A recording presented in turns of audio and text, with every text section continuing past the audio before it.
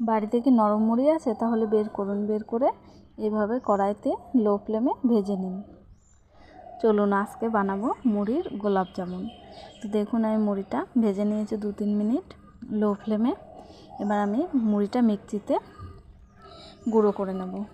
তো দেখুন আমার 1 বাটি মতো মুড়ির গুঁড়ো হয়েছে। তার মধ্যে আমি দিয়ে দিলাম 1/2 চা চামচ বেকিং পাউডার, দিয়ে আমি ভালোভাবে মিক্সড করে নেব।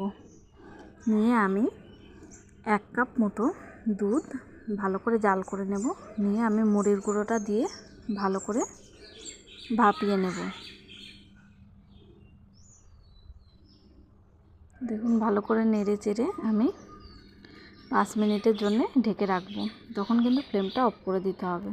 তো 5 মিনিট পরে আমি এটা একটা প্লেটের মধ্যে নামিয়ে নিয়ে একটু ঘি দিয়ে গরম অবস্থাতে হালকাভাবে মেখে নেব। তো আমি ভালোভাবে মেখে নিয়েছি। এগুলো আমি এবার গোলাপ জামুনের শেপ দিয়ে নিলাম। তো হাতে একটু ঘি মাখিয়ে নেবেন, তাহলে হাতে আর লাগবে না। এদিকে আমি কড়াইতে তেল গরম করে আমি গোলাপ জামুনগুলো ভেজে নেব।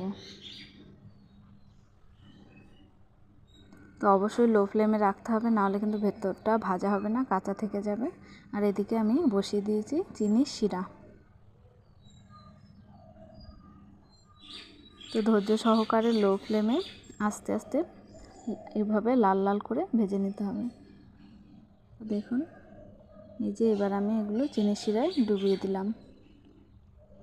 দেখুন আমার গোলাপ জামুন রেডি। দেখতেই পাচ্ছেন কতটা সফট হয়েছে। তো আপনারা রেসিপিটি অবশ্যই বাড়িতে ট্রাই করবেন।